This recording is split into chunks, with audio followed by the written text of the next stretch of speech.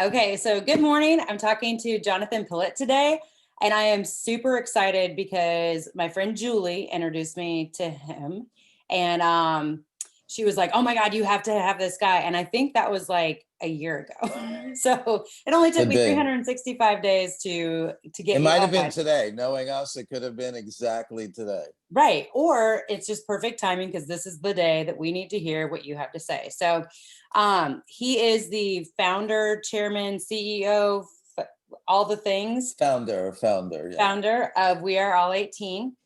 And I thought, what a perfect time to have you on. One, I would love to learn more about you and your story, but also we're obviously coming up to a very pivotal moment in time in our American lives here. And I wanted you to kind of discuss what you're doing, why you're doing it, and just tell us all about you. So there you go. You have 45 minutes. Oh my God, just about Get me. all the years in. Oh my God, have I longed for the time when somebody just said, "Baby, it's all about you." It is So, all about oh you. my God. Whew. So, thanks for having me on. I loved when we met 362 days ago, or whatever it was.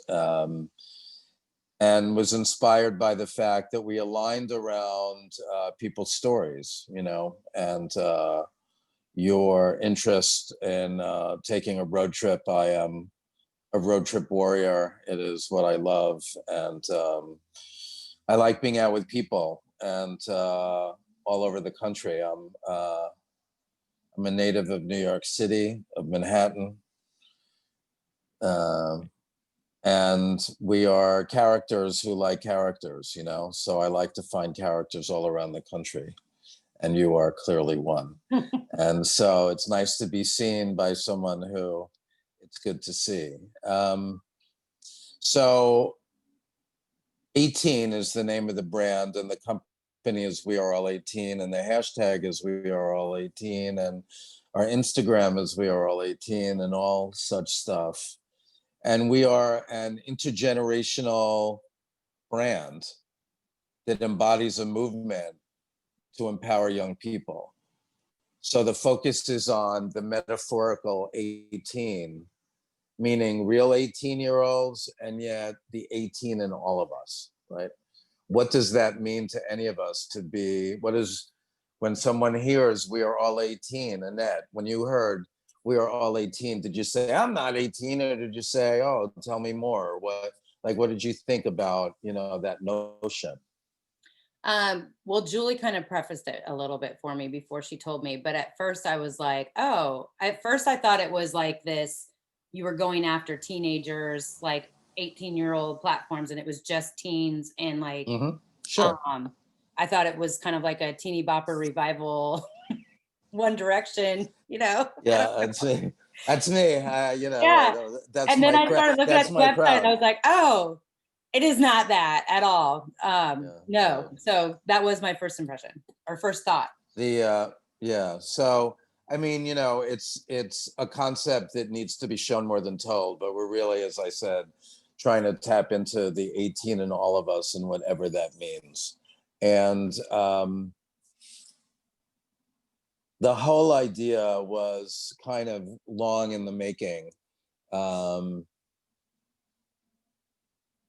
In 2008, when my daughter was 18, and it was Obama's first election, and it was such a pivotal election, I started something called My First Vote. And it just started on a lark. I just said it in a conversation. I said, oh, it feels like my first vote. And then he went, oh my God, my first vote. Let's go talk to teenagers. And I was consulting for a company, and we did it together, and it culminated in a road trip around parts of the country, actually, from the South to the Midwest, 4 states in the 2 weeks leading up to the election in 2008. And it was such a magical time for me, traveling in an RV with a crew, and there was shooting, and we had a driver, and it was spectacular. And while the world was exploding, the shit was hitting the fan in a big way economically. I was really having the time of my life, and it inspired me because I could really relate to young people very well. The intergenerational approach, somehow the notion of being 18, my reality is integrated into the sort of ethos of what that is. And it seems to be what really connects with young people. When they ask, why are you doing this? Why do you care so much? Why do you give a fuck? I don't understand.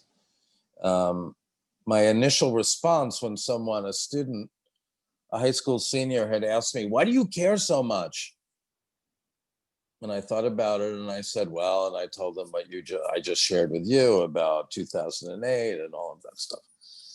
And then the next morning I was heading back to that same high school and I had this idea. I realized that I needed to share other things. And so when I came in, I said, well, what I said to you is true. I mean that. That was a real impetus. That's the brain part. But the heart and spirit part is that when I was 18, my mom passed away after a long illness. And she was the force in my life, or whatever that means, or the parent who was connected to me. And I'm also an only child. And so there was a piece of being 18 and not having someone, in a way. I mean, my dad was alive and a wonderful man, just not someone who gave me things that 18-year-olds really could use, you know? Mhm. And so that became a part of who I am. I mean, it's always been that. And so here it was, voting and 18-year-olds, and I'm just out there sort of as a human who believes in the power of young people. I'm also a parent, obviously, and so I believe in the future, and I believe in elevating young people, and also I believe in blowing up belief systems and paradigms that don't really work. And so beliefs about teenagers are just like this, and teenagers just, they don't show up, or they don't keep their word, or they're whatever, you know. Those qualities are not teen qualities, they're human qualities, right? A lot of adults who don't show up, there are a lot of adults who don't vote, there are a lot of adults who don't seem to give a shit about anybody or anything. There are a lot of adults who don't believe in the notion that we are all in this together, things, you know, that apply more now than ever, actually. Mhm. Or that So we to individuals can make a difference. yeah, I mean, so there's so much to say, and so I appreciate you allowing me to take a winding path, and God willing, you'll figure out the vortex that connects it all in together. But I started to learn in 2008 more about, well, let me go back to the ethos about what 18-year-olds or 12-year-olds or 10-year-olds, people need people to know that they are seen and they have their back. Mhm. Because that allows us as humans to step into our possibilities, because we have some foundation under us, right? And very often that cannot be, and is not, or is not, and often cannot be, I should say that better, being parents. The parent-child relationship is fraught with many things. And Mhm. sometimes parents have their own notion about what they want kids to be, right? What they want their kids to be, and what they think their kids should be. And I like to, as a filmmaker, I actually like to ask teenagers, and I want to do it more often. I just did it with a 15-year-old the other day for the first time on camera, starting the sentence, what I wish my parents knew is, and then finishing it with whatever you want to say. Okay. Mhm. And it's powerful, right? But sometimes young people can't share what their truth is with their parents, or they believe that their parents don't really want to hear it, or based on experience that they feel that way. Mhm. So it's important to be spotted and to be seen, and that's part of what 18's about. it's sharing wisdom, right? So we're using storytelling and pop culture to really kind of entertain and elevate, is what I call it. Mm-hmm. Like, I'm trying to find ways to tell stories using media that are used every day on any platform: writing, photography, video, audio, for people to share their experiences, their perspective. Mm-hmm. So it started out as being something that was driven by wanting young people to vote, because having grown up in a generation where they taught civics in school, I see that young people are mostly uninformed about how shit works and why voting is important. And we're living in a society when young people are often told your voice doesn't matter. And we're often in this world of, well, we are every day in a world of polarization, which breeds so many things, including a sense of apathy, like shit doesn't matter, or this election was rigged, or it came down for me to finally see that what really matters is that older people have been struggling to get younger people to vote for a long time. Mm-hmm. And they haven't been successful at doing that. And that goes back to when people say, oh, teenagers. And yes, what happens is there's this thing called the registration gap, which is the gap between how many people register and how many of those people actually vote.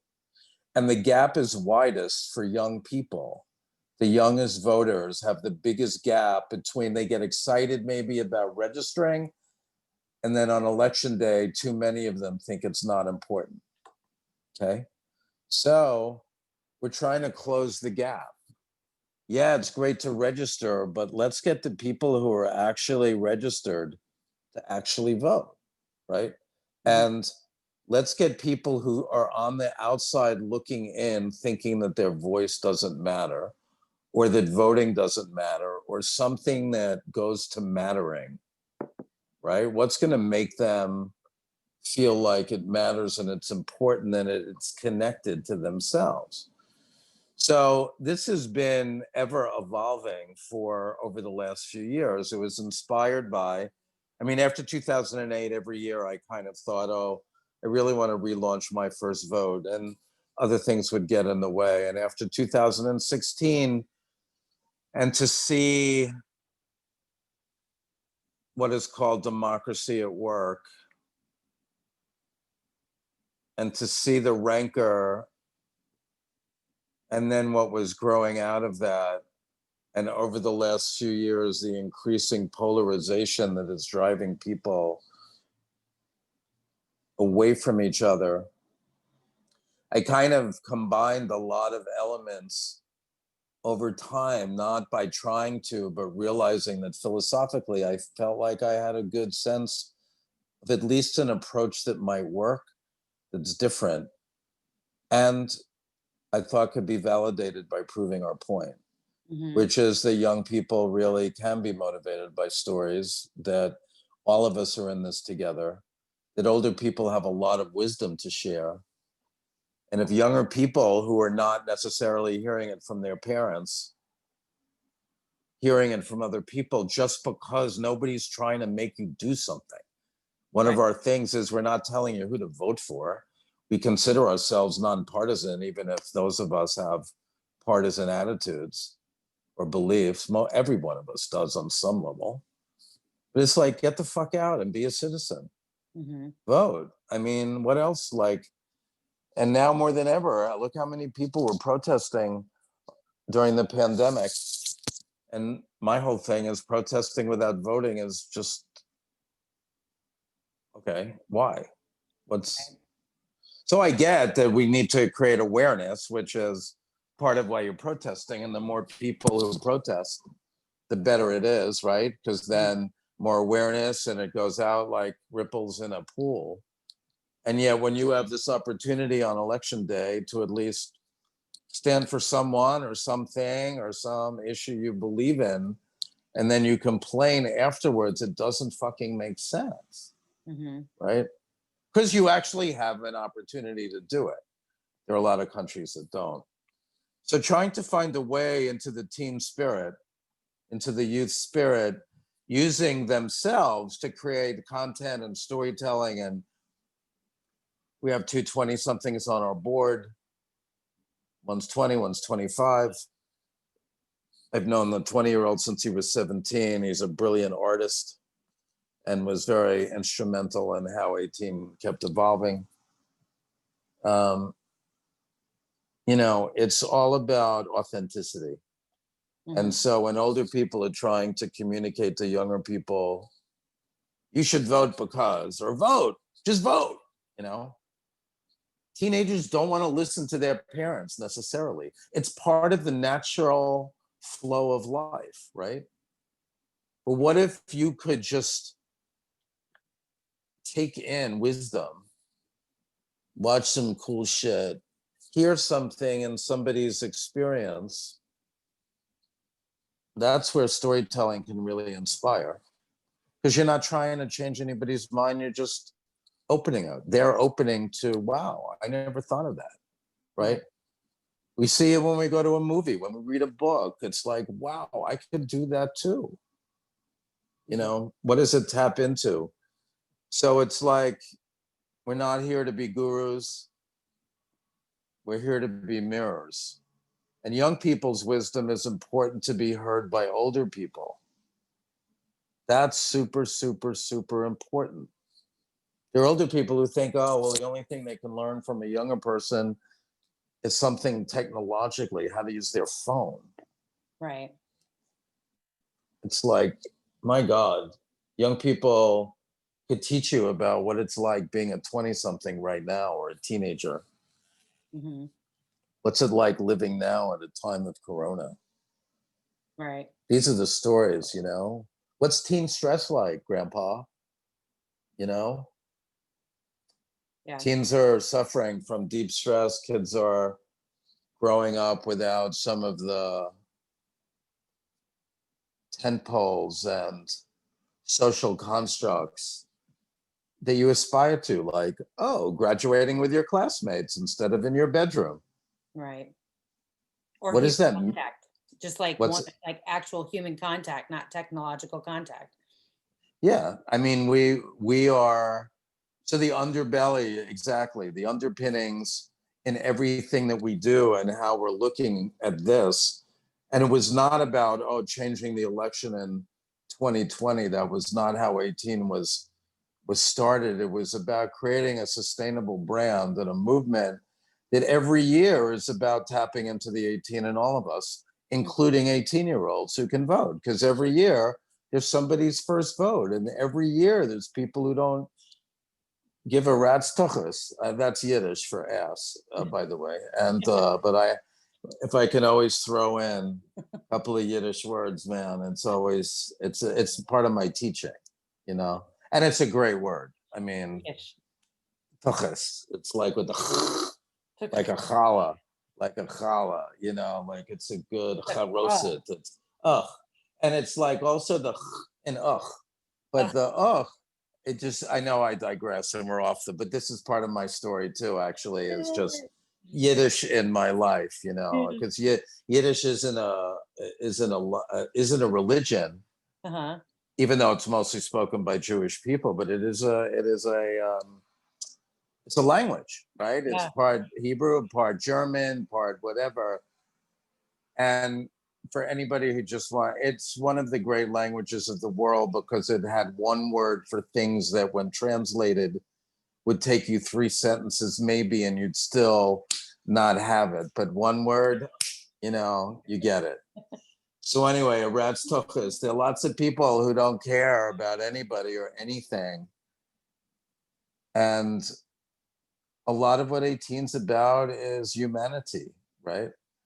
The book I'm working on with your pal, Julie, is my own podcast about to start in a book called Mankind.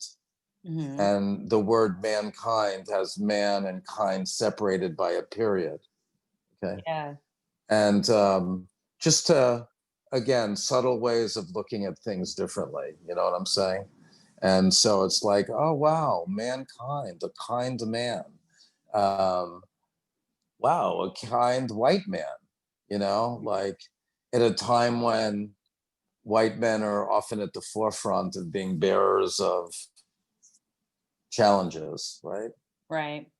Post Me Too, post this, post, you know, just we're living in a very polarized world about sexuality, about beliefs. And the more we spread people apart and look at our differences, the more challenging it is to bring people together. Mm-hmm. And so what 18 has been about is sharing your story, hearing different perspectives. Even if you vote the same way or somebody didn't change your mind, there's something about civil discourse that has gone out the fucking window. The ability to have an agreement without wanting to kill the other person for their political beliefs. Right. And we're living in a time where we have more ways to communicate with each other than where you would think that the communication would be more open and more like that we could just discuss more things. And instead, it's like doing the opposite. It's like, oh, you post something and automatically I'm a keyboard warrior and I can deny it. And my little opinion accounts on like, I want the whole world to know what I hate, what I like, what I'm for, what I'm against. Like, it's an interesting time.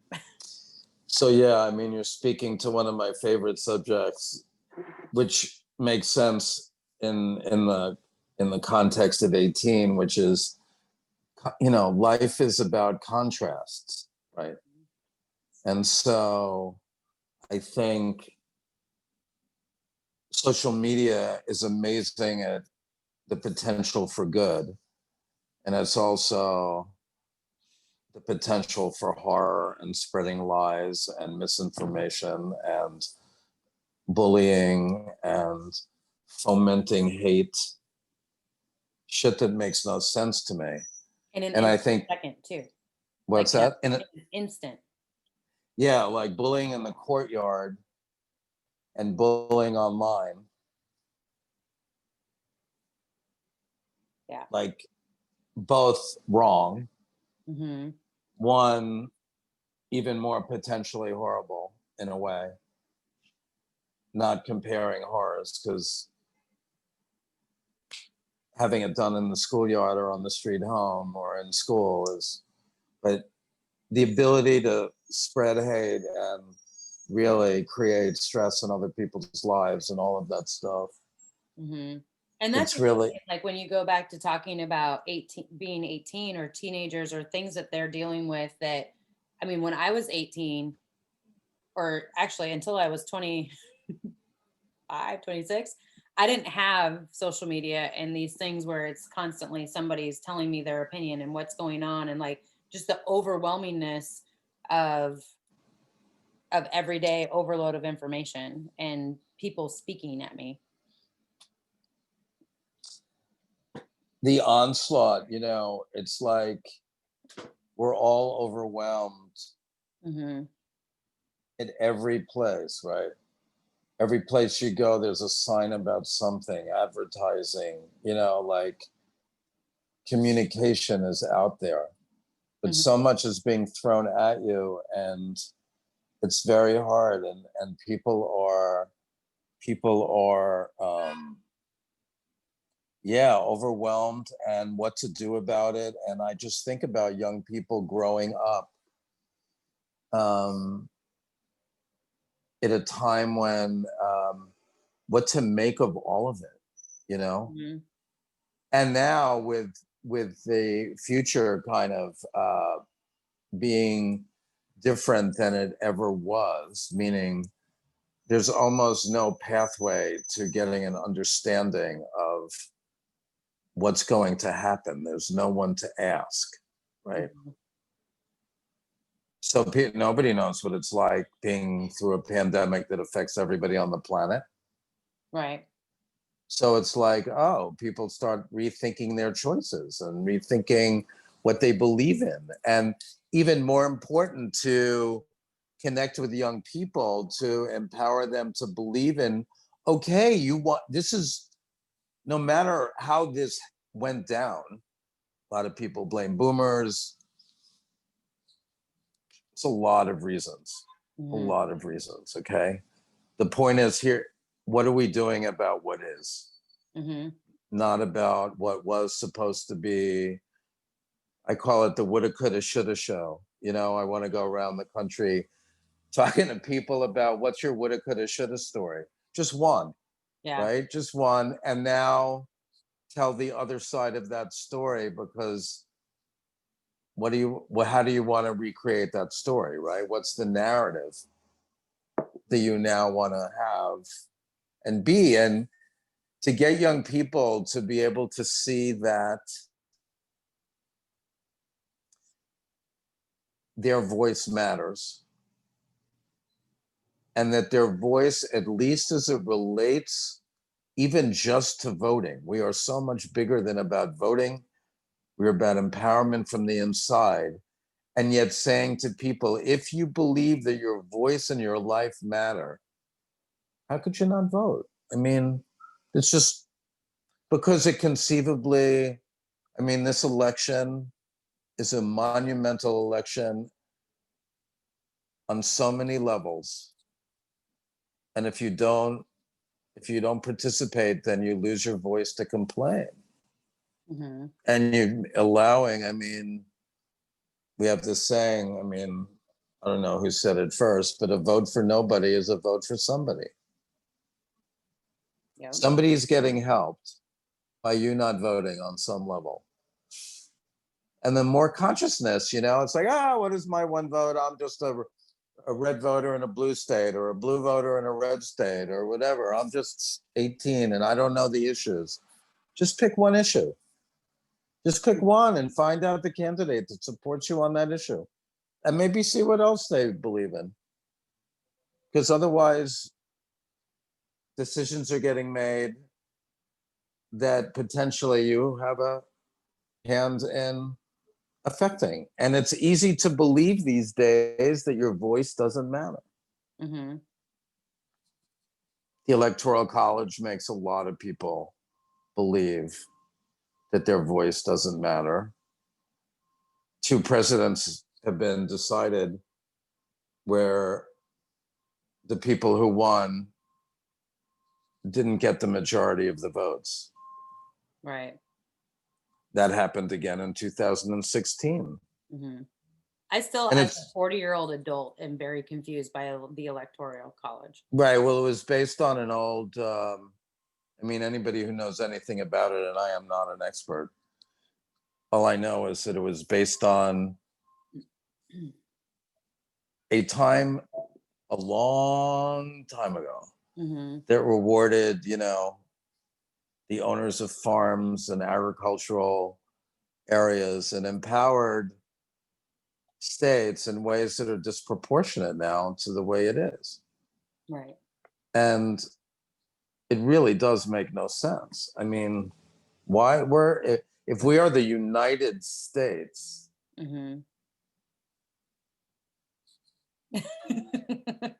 right. I don't get it. Like, and I'm from a small farming Midwest town.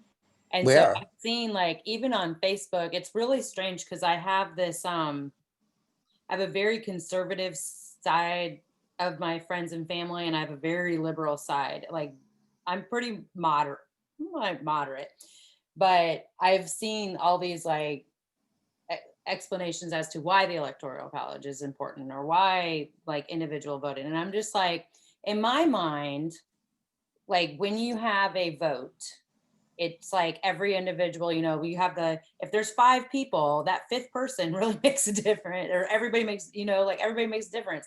So the Electoral College, I was just like, I don't get it. Like, I don't understand this. But that was this thing, like, so for me as an adult, when I came into voting, and I wasn't raised in, like, a political family per se, like my grandpa, I know my grandpa, he was a farmer, and then he was a very big Democrat. And like, I remember him being like against Republicans like Ronald Reagan, and he would have the mask and he would read their books and like all those things, but we never really discussed actual politics. I just knew my grandpa did not like this particular Republican. Or like, then when I got Right. to be like 18, 19, and I was like, well, what does it mean to be a Republican? Or what does it mean to be a Democrat? Or Right. what does it Right. mean to be a libertarian? Or like, I don't even Mm-hmm. know if a libertarian was a thing, but it may have been. So my first chance of voting was Carrie Bush, I do believe. Um, and I was like so confused by, I'm like, I don't know who these two guys are. And then all of a sudden it was like, well, this person is against abortion, and this person is pro God, and this person is this, and this person is that. And I'm like, what? It was so overwhelming because I was like, I don't think this guy has ever like said, I'm all about killing babies, or this guy is like, I'm going to take your guns. And like, and that's still kind of the same thing. So like in the Carrie Bush thing, I was like, well, and I came to the conclusion of it's my right to vote, but I'm not forced to vote. So therefore, my right, I'm going to not vote because I don't like either one of these people.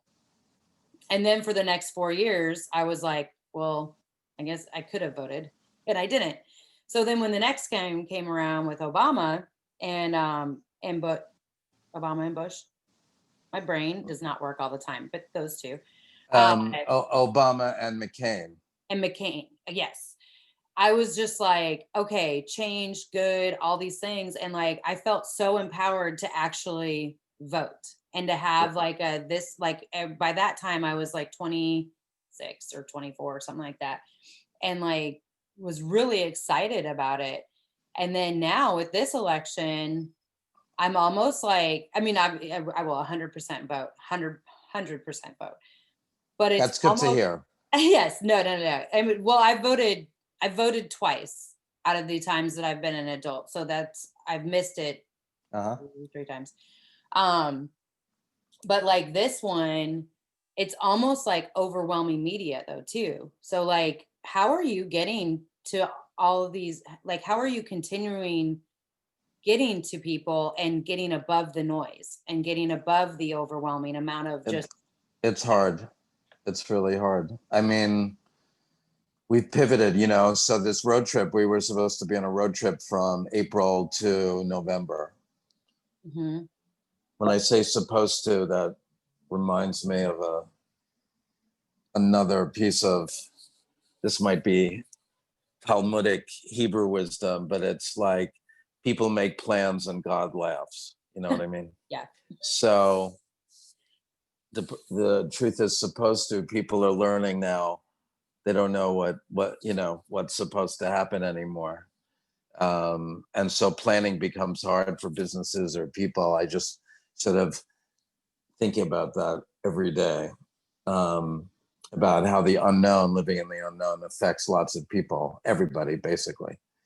So getting above the noise, because we are old school and new school, the road trip was a key part of what our intention was, to really get deep into towns. We were going to go 5 days in each city on the road trip each week, to really take deep dives into communities and meet people and really, host events and gatherings that had music and food, but brought people together in ways that weren't coming right at you saying this is a voting thing. Mm-hmm. This is about community, connecting in your local market with your neighbors, kind of thing. And being able to connect to something bigger, right? That was the idea. How to use social media on the creating communities digitally, but really how to connect people in their communities in real life. Mm-hmm. So once COVID hit, we had to pivot, and I've been wanting to get on the road ever since, and keep trying, and things happen, and it's very hard because people are, back to one of our previous subjects, people are overwhelmed, right? Mm-hmm. And so getting above the noise, vote, here's why. Just we content. I create content. I find interesting people to connect with. We're on Instagram, Facebook, just hoping that in our own way, as we continue to build our brand, I really want to get on the road after Election Day because people are going to have a lot to say after Election Day, right? No matter who wins. And really, you know, most voting organizations forget about you the day after Election Day. And that's why we're about so much more than voting. It's that your voice matters no matter what, right? And so, yeah, the media onslaught is overwhelming. I feel like it's easy to just showcase people's perspectives and their truths and finding out what's on their mind more than just what's on, you know, on our mind. Because that's why young people don't think their voice matters. People tell them your opinion. What do you know? You're just a teenager. And I could say that I have met some incredibly wise 18-year-olds, 20-year-olds. My kids are millennial children, you know. I mean, there's a lot of hope for our future, and they need our support. And that's part of what it is. It's about tapping into the best of what we all have to give. Yeah. And to me, the best of what we all have to give,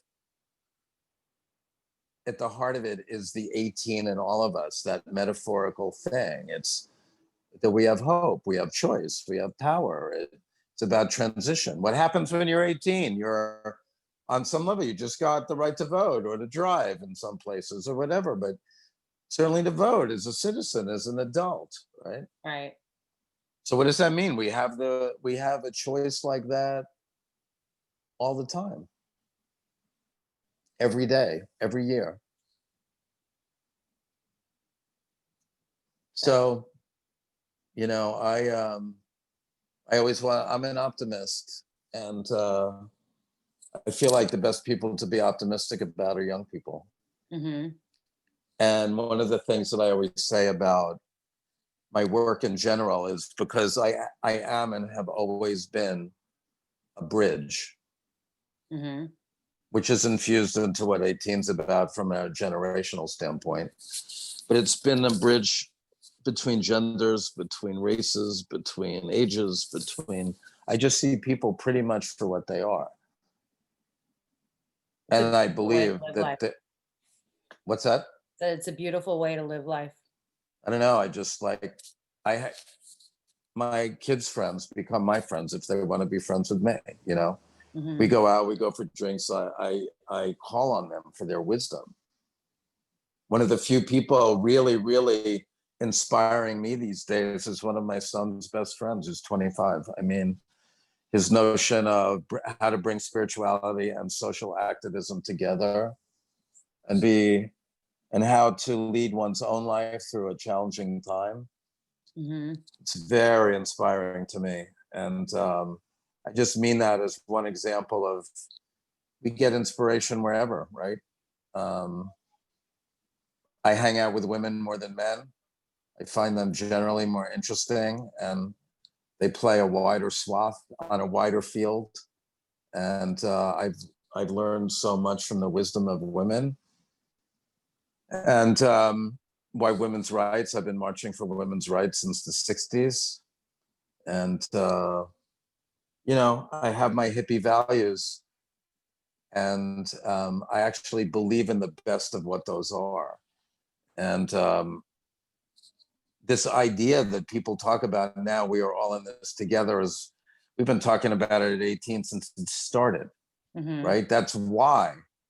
Oh, why are you pairing an 81-year-old woman who used to teach civics, a Jewish woman from the Bronx? Why are you pairing her in a conversation with a 16-year-old Latina who wants to go into politics? It's because I want to show that there's common ground, right? Yeah. We have so much to gain from each other.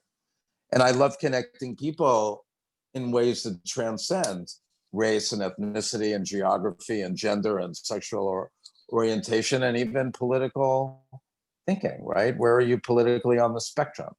Mm-hmm. And so that's what 18 does. It puts people together in that way around, there's some things that people want to do just with their own age, right? Mm-hmm. Or music that they want to listen to, or concerts they want to do, or whatever. But to me, the best brands or the best things are like, who the fuck cares how old you are? Right. If you love Ella Fitzgerald, it's like, do I care how old you are? Right? I love If that. you love, you know, just any artist, if you love Picasso, if you love that book, it's like, if you wear Nike sneakers, if you wear Doc Martens, right? We all get to. Doc Martens. What's that? That I am totally about the Doc Martens. Me too. Or Chuck. See? Wait, what do you call Converse shoes? What do I call them? Yeah. You mean Chuck Taylors? Yeah. They're not called that Yeah. anymore. And I think that that's really bizarre. It is. Well, I mean, I think Converse was bought by Nike a while ago. I think that's the brand. Converse bought Nike. I think Nike bought Converse. Yeah, I grew up wearing Chuck Taylors. And yeah. I remember a few years ago, I had these high top red ones, and I tried to play basketball in them like I did when I was 8 like in 8th grade or something like that. It's like, how the fuck could you play ball in those, man? My feet are killing me afterwards. Yeah. I had and a friend of mine had them on, and I was like, oh my God, I like your Chucks. And they were like, what? And I'm like, your shoes. And they're like, my Converse? I'm like, oh, what? Okay. But well, Chucks are really, I mean, Chuck, you're talking about the specific style of Converse because they have many styles, right? you're talking about the Chuck Taylors, though, right? Sure. I thought all Converse were Chuck Taylors. No, they have just running shoes and basketball shoes and whatever, but their line of Chucks, I mean, for years, they don't make the one I love anymore. I wore the laceless blue ones, the slip-ons, and I would wear them down. I'd have holes in the soles. I would wear them for everything. And then they took them off the market, and then they brought them back a year ago, and the blue ones are a different fabric, and they look different. And it's like, no, I'm very particular. One of my other tribal things, I talk about tribes a lot. 18's a tribe, or the consciousness is a tribe, right? Mm-hmm. I do shows about curly hair in women, where women perform stories about their hair called the curly monologues. Again, the tribe of curly. It doesn't matter how old you are, what race you are, what ethnicity you are. It's like, if you have curly hair, you got a story that somebody's going to relate to, right? Mm-hmm. So another one I have is called Sen Shoe Ality. It's about shoe lovers. Okay. So I do videos on the street of people talking about their favorite pair of shoes. Generally, I'm stopping them because of the shoes they're wearing that day. I haven't done any, but I'll send you the little sizzle piece I did from 5 stories a few years ago. But I have hundreds and hundreds of shoe stories. And what I love about that tribe is that guys also love shoes. Yeah. And so guys could do a shoe story. It could be their confirmation shoes, or their bar mitzvah or wedding shoes, or their first cleats, or something, Anyway, I know we're winding down. This is totally off the subject too, and I will circle back around. Thank you for that. As a creative, okay, and I how you're talking about, like, and then I have this project, and I have this project, and I have this project. Right. Oh, guys. Right. I'm that same way, where I'm like, okay, this is cool, this is cool, this is cool, this is cool. And like being able to, like, I can tell with what you're doing, there's various different things, but it all comes down to story. And like, it all comes down to story. Yeah. And how to monetize it. It's everybody wants, how are you making money? It's like, I don't know, really, actually. If you have the words of wisdom for that, I would love to know. Right. So we could take a workshop together. People used to, what's interesting about this from a life philosophy standpoint is I've had people in my life for many years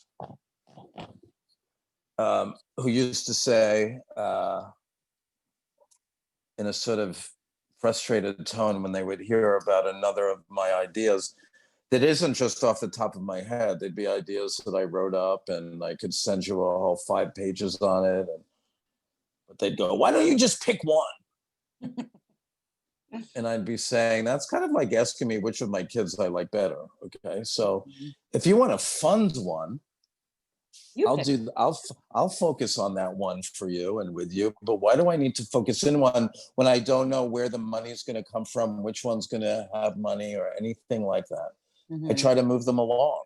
And I had somebody ask me last night about monetization, and and you're a fucking genius. And I hate when people use that word about me. And I will say it's humbling and embarrassing and whatever, but because it's a real struggle to have a brain like this at times.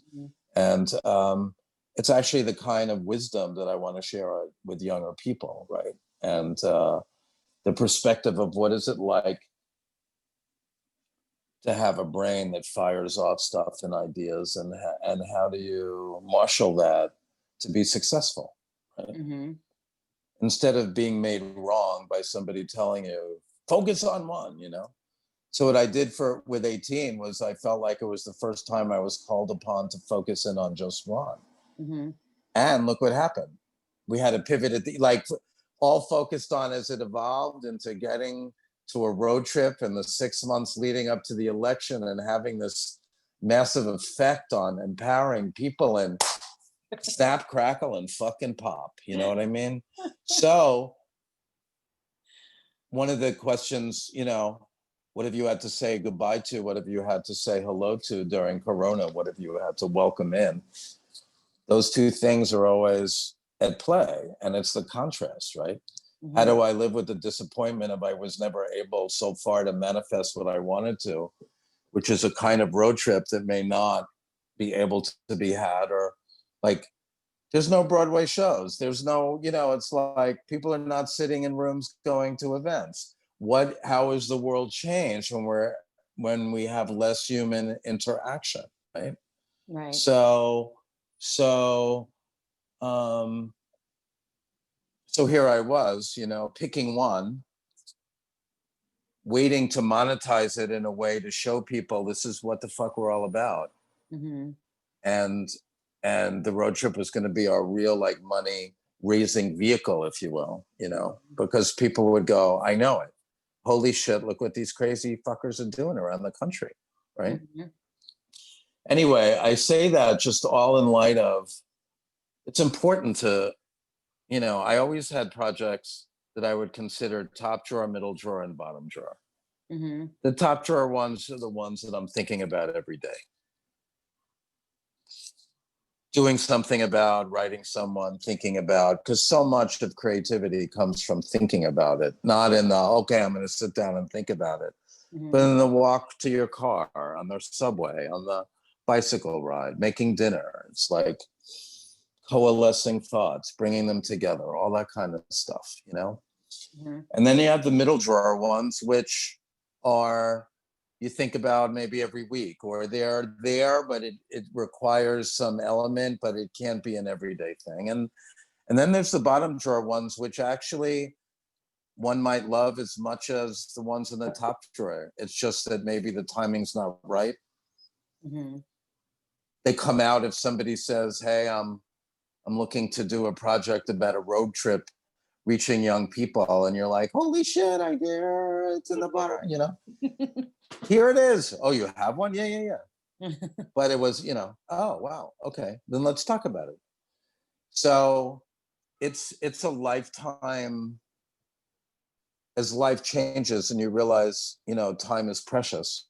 You want to focus differently. And that's always a matter of priorities and choice at any day, right? What are my priorities right now may be different than they were 10 years ago or 20 years ago, or they may be in 5 years. Or what it's even going to come up tomorrow. Yeah. There might be a whole. Or at 6 o'clock tonight. Yeah. Right. It's 2020. I mean, we could all have some really strange, I don't know, asteroid stories. Who knows? Oh my People, God. oh, the president now has corona and he's become a super spreader.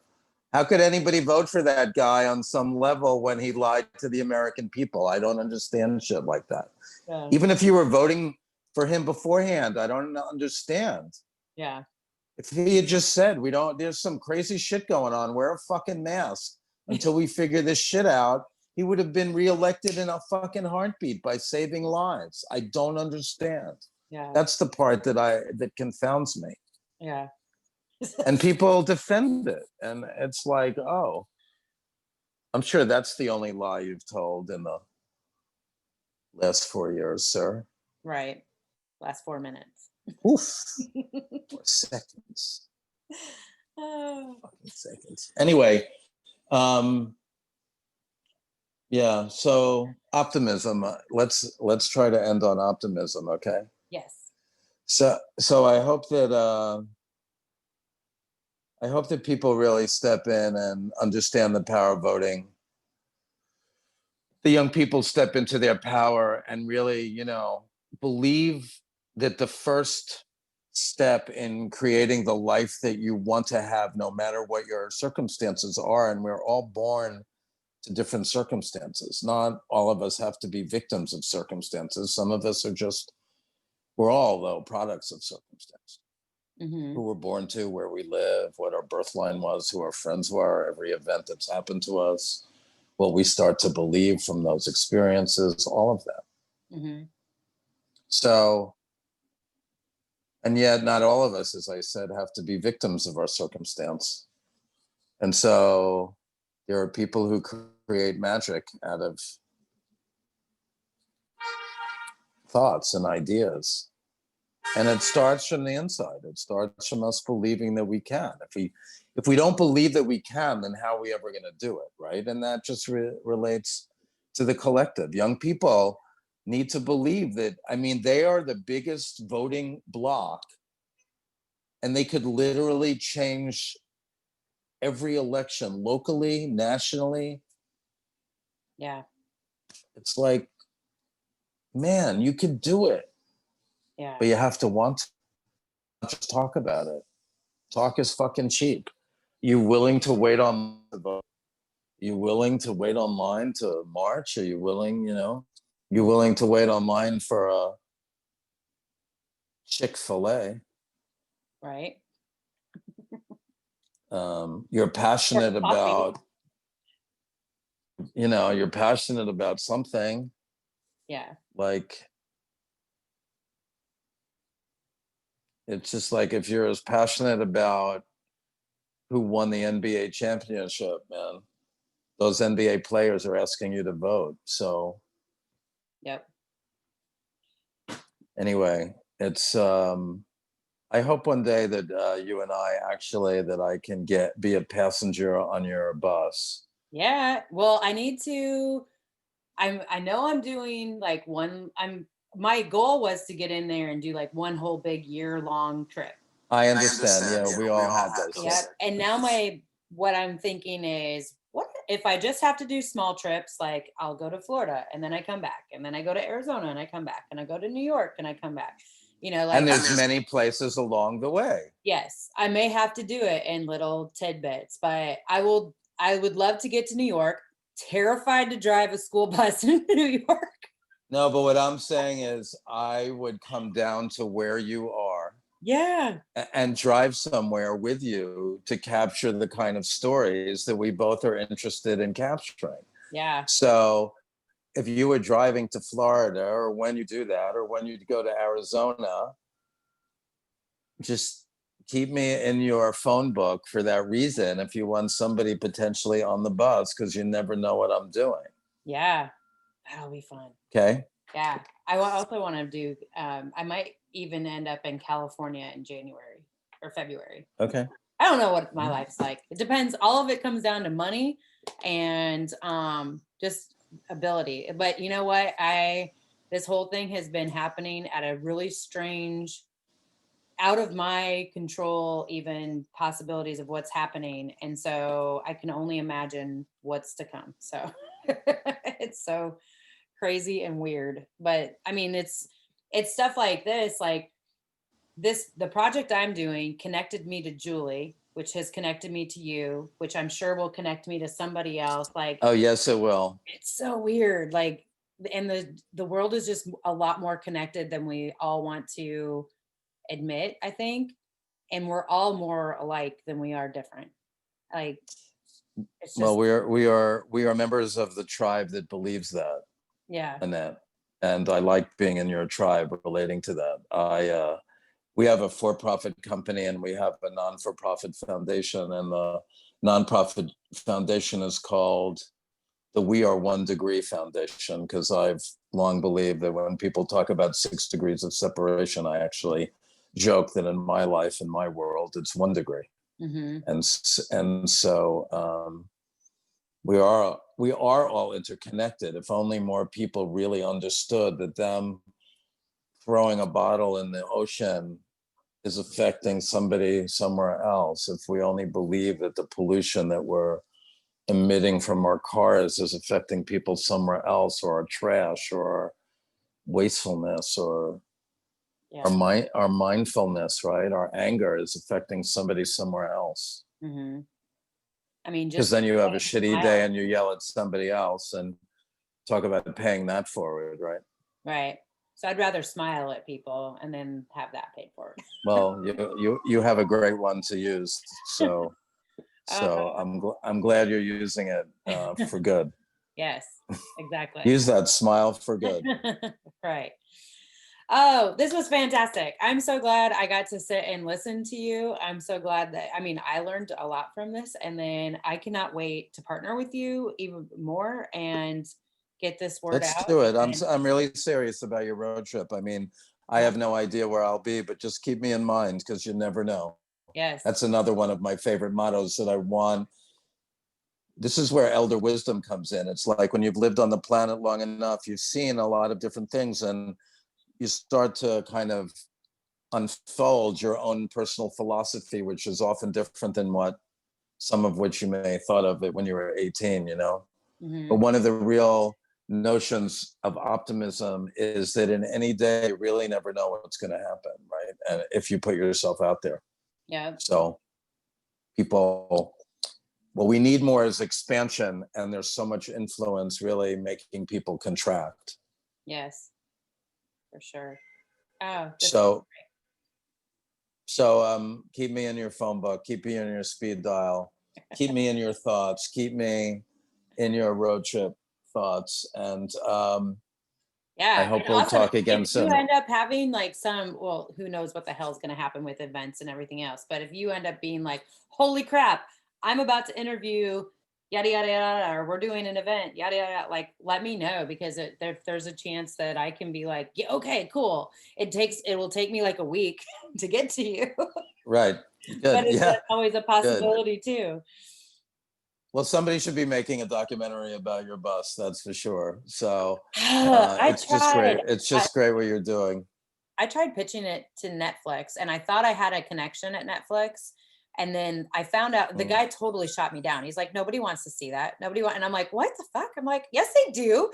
I'm like, this is such a, like, I was like, fine, I'll do it myself. And so I started the YouTube channel, but like, filming yourself, telling your story, telling other people's stories, building a bus all at the same time. I was like, where? So my goal, I do have a videographer friend that I'm really hoping. I was like, man, I just want you to travel with me for like a Mhm. month or something. I was like, come over, do whatever. But yeah, Well, in who my knows? mind, Maybe I'll be that person, and we'll do the road. We'll do a month together on the road, and because I always believe that our road trip would be found by the Netflix of the world by doing it, yeah, and by recording it and posting content. And I still believe that, and that was my whole intent. And sometimes you have to show them more than tell them. yep, And I produce movies and I pitched movies, and I love when people say, I have so many stories about that. People saying this will never work or whatever. And it yeah. just, And people it's have like, opinions, but they state them as facts. right. I think that's a judgment masquerading as an opinion, sir. Yeah. So, Yeah. anyway, and that We'll talk soon, okay? All right. You have a great rest of your afternoon. You too. Thank you Thanks so a much for million. being on I'll here. talk to you soon. You bet. Bye.